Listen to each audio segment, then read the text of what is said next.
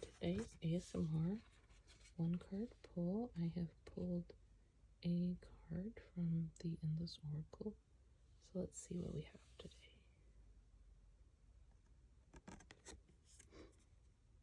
And we have the Cave.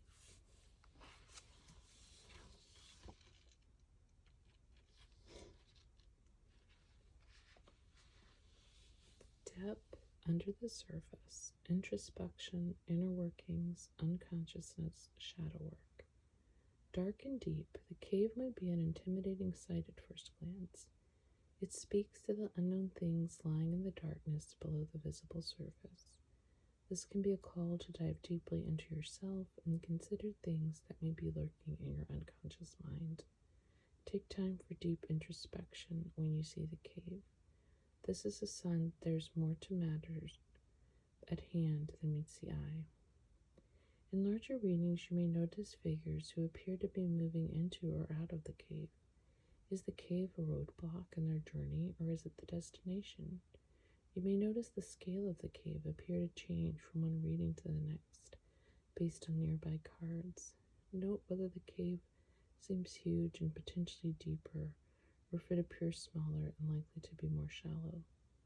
In the sky is a three-quarter moon, the half-illuminated moon that is visible as it wanes toward darkness, often thought to be an indicator of release or surrender, suggesting a willingness to give in to undeniable forces or accept the inevitable.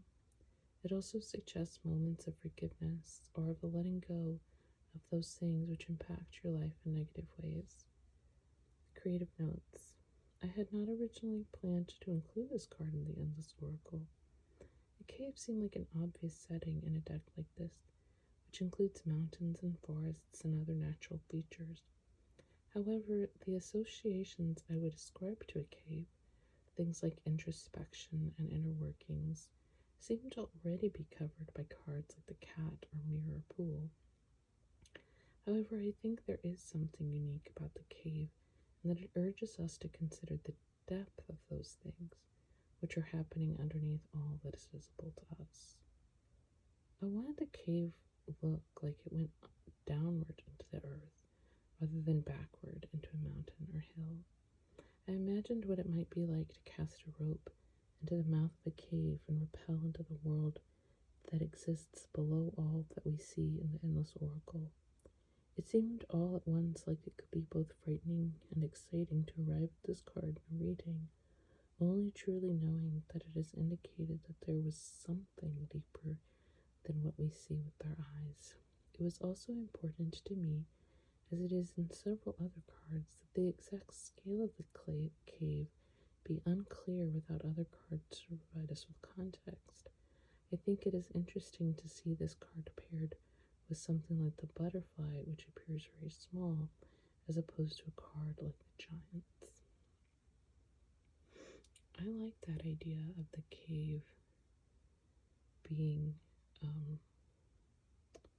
the way he describes the cave, where it's going down instead of just sort of back. Because I never really realized it, but oftentimes that is how we portray caves in oracle decks and tarot decks and things, as we portray them as if we're walking into them rather than going down into them. And both types of caves exist, but I live in a state that it either has the most caves or like the second most caves in the US, and they are freaking everywhere, and some are literally just like holes in the ground that you can just like crawl into.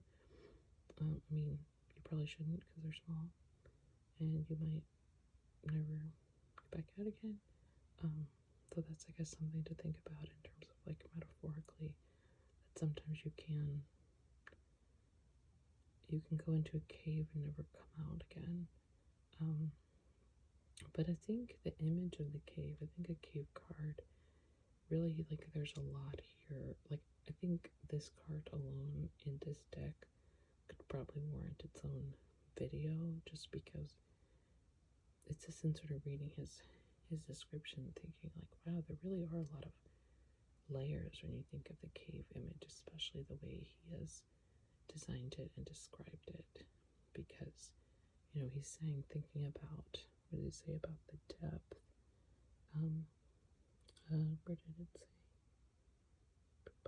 Where did it say? He says, I think there is something unique about the cave, and that it urges us to consider the depth of those things which are happening underneath all that is visible in us. And I like the idea of considering the depth, and also considering the implications of the depth. And even, I would say, of the hole that goes into that cave. You know, like, maybe it's deep and you can get in, but can you get out again?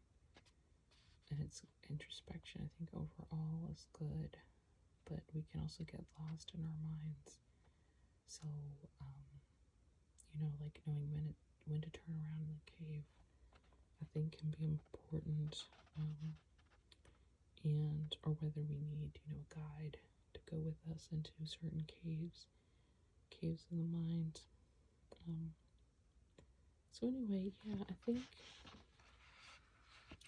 I don't know if I have something particular like to draw out for myself in my like current moment, other than I need to journal more.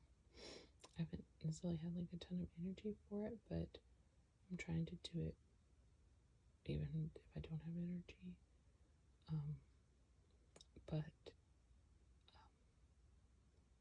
But it just, for whatever reason, reading that description and seeing this card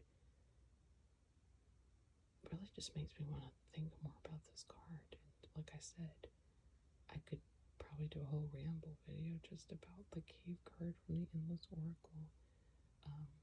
Like, I don't think this little one card to pull video is enough for me to sort of think out loud about what this card could mean to me, or what. So I might keep it out. I probably won't make a ramble video with it because I'm not sure that would be interesting to anybody, but I might, because I also just make these videos for me as well.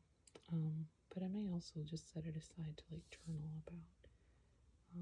So we'll see. Sometimes it's easier for me to make these videos and think out loud speaking, and other times it's easier for me to write my thoughts as a way of having a conversation with myself. But I hope this card also spoke to you in some way today, and I hope to see you again soon.